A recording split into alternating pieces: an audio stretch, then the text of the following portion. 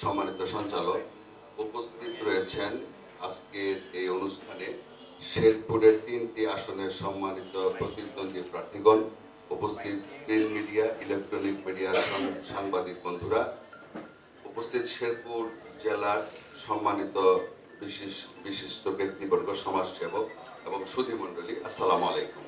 আসলে সময় সংক্ষিপ্ত, এই অল্প সময়ে এই যে টপিকস নিয়ে আলোচনা করার সুযোগ খুব একটা নাই।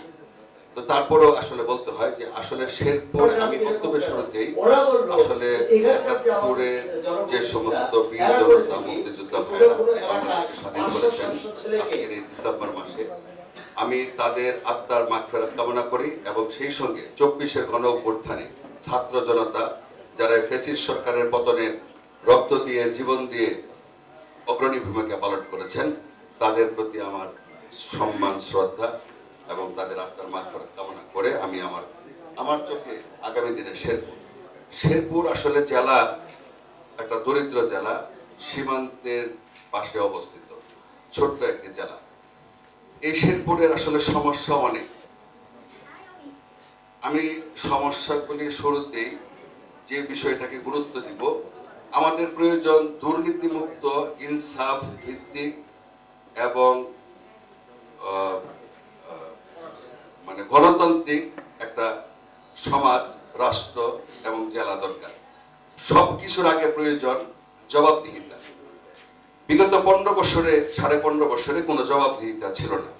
যদিও হয়তো বা অনেকে বলবেন রাজনীতিবিদদের অগ্রণী ভূমিকা পালন করে প্রত্যেকটা বিষয়ে, এটা সত্য, মানি। কিন্তু রাজনীতিবিদদের সঙ্গে আমলা, প্রশাসন, সাংবাদিক, ব্যবসায়ী, সমাজের বিশিষ্ট ব্যক্তিবর্গ প্রত্যেকেই কেমন জানি গড্ডালিকায় গা ভাসিয়ে দিয়েছিলেন। মানে ন্যায় কথা, উচিত কথা, মানে সত্য কথা বলার সাহস গত 15.5 বছরে কারো মধ্যে ছিল না। অবশ্য এই ছিল না, এটার কারণও ছিল কথা বললে, ন্যায্য কথা বললে গুম হওয়ার সম্ভাবনা ছিল, অপহরণ হওয়ার সম্ভাবনা ছিল, সম্মানহানি হওয়ার অবস্থা ছিল, মিথ্যা মামলা, গায়েবী মামলা, যা বাংলাদেশের 54 বছরের ইতিহাসে কোন সরকারের সময় আমরা লক্ষ্য করিনি। এই 15.5 বছরে সেই বিষয়গুলি ঘটেছে।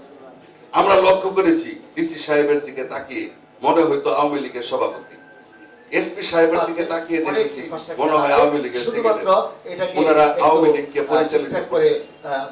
আমার দুঃখ লাগে, আওয়ামী লীগের মধ্যে একটা পুরানা দল, প্রাচীন দল, স্বাধীনতা যুদ্ধের অগ্রণী ভূমিকা পালনকারী একটা দল, যে দলটা কিভাবে দিন দিন অবক্ষয়ের দিকে চলে গেছে, কিভাবে দেউলিয়া হয়ে গেছে, উন্নয়নের কিভাবে এই দলের কোন এমপি সাহেব নেতৃবৃন্দ প্রশাসনের উপর নির্ভরশীল হয়ে গেছে, কিভাবে আওয়ামী লীগের মতো একটা পুরানা দল, প্রাচীন দল জনগণ থেকে বিচ্ছিন্ন হয়ে আমলাদের উপর নির্ভর, কিভাবে দাঁড়িয়ে এই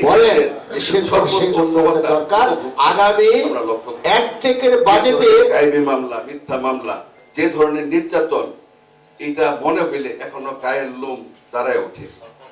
কেউ প্রতিবাদ করতে পারে নাই, না সাংবাদিক, না গুণীজন, বিশিষ্ট ব্যক্তি, রাজনীতি কথা বলার সুযোগ কারো ছিল না। সেই জন্য আমার কাছে মনে হয় সবকিছুর ঊর্ধ্বে জবাবদিহিতা। অনেকেই বলে ভোটই কি একমাত্র গণতন্ত্র? না, ভোট একমাত্র গণতন্ত্র